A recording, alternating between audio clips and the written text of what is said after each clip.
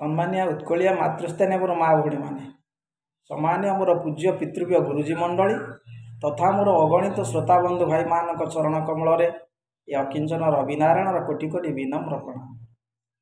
हे मोर अगणित श्रोता बंधु भाई भौणी मैंने आज आपण मानू अंगे लिभेवा कथावस्तु मध्य किछिटा जानिबा जिनिस मु आपण मानकु कहूछि।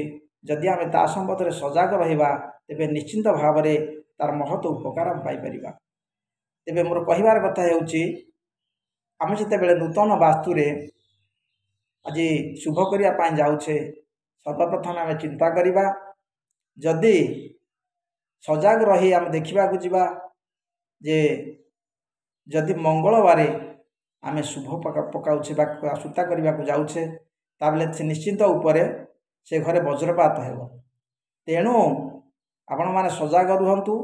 ए घर को आमे एते धन व्यय करबा को जाउछे तार प्रतिकार जदि आमे न करिबा सेति पय जदि सजग न रहबा ताले अनेक दुख जंत्रणा हमकु सहिबा को पडुछि।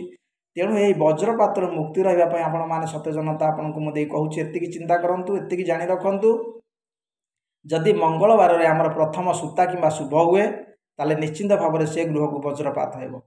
द्वितीय हेउछि जदि आमे आकाश तत्वर बंध बांधी जदि से घरटा को परिछे ताले निश्चिंत भाव में वज्रपात हेबो। तृतीय हेउछि जदि अशुभ शनिर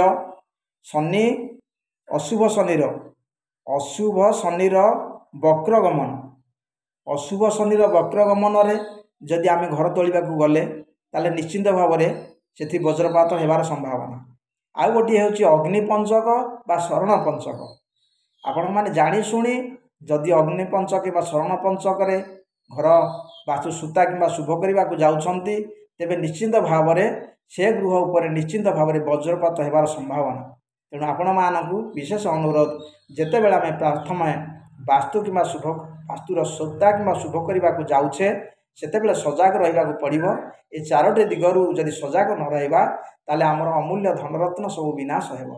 तेबे आपण मानक चरण तलरे ए अकिंचन रविनारायण रे एतिकी विनती रहउछि। आज्ञा नमस्कार।